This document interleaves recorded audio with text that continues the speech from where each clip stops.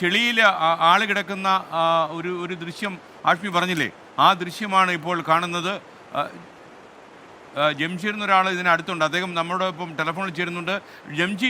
ജംഷീർ ഇത് ഏത് ഏത് സ്ഥലമാണ്? സാറേ കേൾക്കുന്നുണ്ടോ? കേൾക്കുന്നുണ്ട് ജംഷീർ, പറഞ്ഞോളൂ. സാറേ ഞാൻ ഇപ്പോൾ ഉള്ളത് മുണ്ടക്കൈ എന്ന് പറഞ്ഞ സ്ഥലത്താണ്, ഏറ്റവും ടോപ്പിലുള്ളത്. ചൂരൽമല മുണ്ടക്കൈ. ഓക്കെ, എന്താണ് സംഭവിച്ചത്? മുമ്പിലായിട്ടേ ഏകദേശം നമ്മളിപ്പോ ഏകദേശം ഒരു ചൂരൽമല മുണ്ടക്കൈയിലേക്ക് എത്താൻ വേണ്ടിയിട്ട് ഏകദേശം 2 മണിക്കൂറോളം ഇതിനുള്ളിലൂടെ വന്നിട്ടാണ് ഇവിടെ എത്തിയിട്ടുള്ളത്. പക്ഷെ തൊട്ട് മുമ്പിൽ നമുക്ക് ഒരു 150 മീറ്റർ കൂടി ഫ്രണ്ടിലേക്ക് പോയി കഴിഞ്ഞാൽ ഒരാള് ഏകദേശം തലഭാഗം മാത്രമേ പുറത്തുള്ളൂ, തലയും കൈയിന്റെ ഒരു ഭാഗം മാത്രമേ പുറത്തുള്ളൂ, ബാക്കി ഫുള്ളില്ല. പക്ഷെ അയാൾക്ക് ജീവനുണ്ട്, മുഖം തിരിക്കുന്നുണ്ട്, എല്ലാ സംവിധാനം ചെയ്യുന്നുണ്ട്.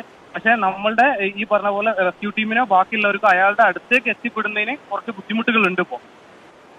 ഓക്കെ, ആളുകൾക്ക് അടുത്ത് പോകാൻ കഴിയുന്നുണ്ടോ? അയാളുടെ അടുത്ത് പോകാൻ കഴിയുന്നുണ്ടോ?